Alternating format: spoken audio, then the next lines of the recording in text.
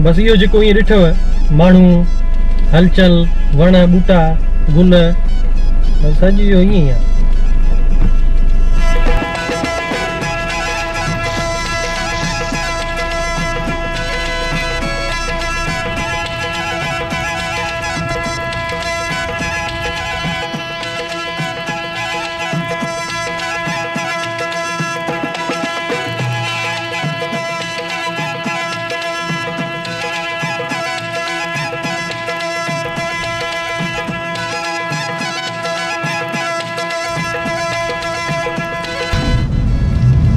यहाँ साईं इंजीनियरिंग जी बिल्डिंग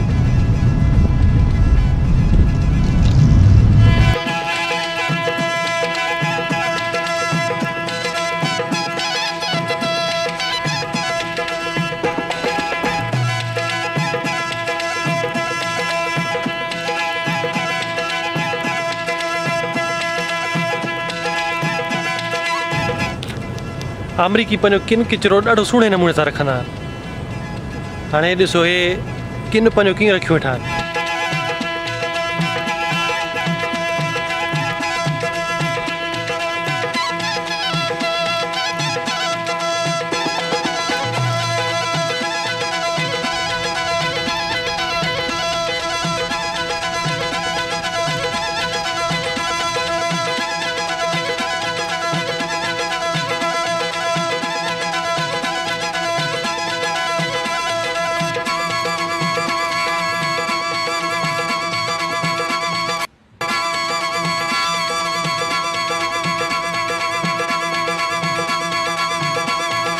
मां सोचां थो यूनिवर्सिटी में एडमिशन कीअं वठिबी आहे अमेरिका में, उन ते का इंफॉर्मेशनल वीडियो ठाहियां। जेकर तव्हांखे पसंदि आहे इहो मौज़ूअ त मूंखे ॿुधायो हेठि कमेंट सेक्शन में या शेयर करे त छा ॾिसण था चाहियो, छा ॿुधण था चाहियो, छा तव्हांखे इंफॉर्मेशन खपे थी।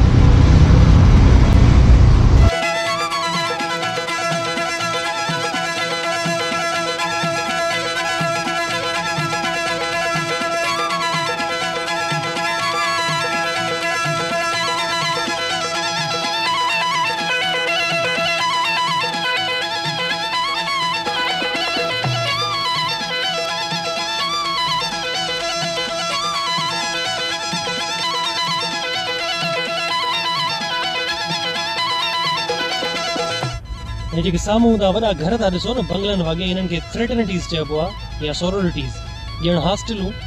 हिन में छोकिरा अंडरग्रेड जा अची रहंदा आहिनि, पोइ कंहिं कॉमन काज़ ते या साइंस थी वई, मैथमेटिक्स थी वई, बिज़नेस थी वई या स्पोर्ट्स।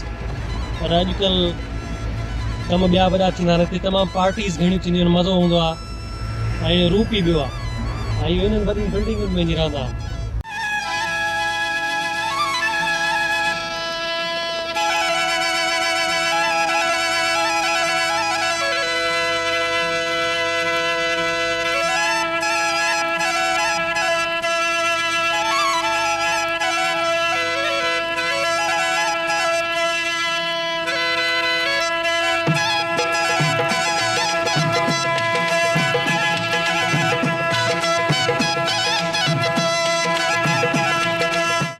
हिन बिल्डिंग खे मेमोरियल यूनियन चइबो आहे।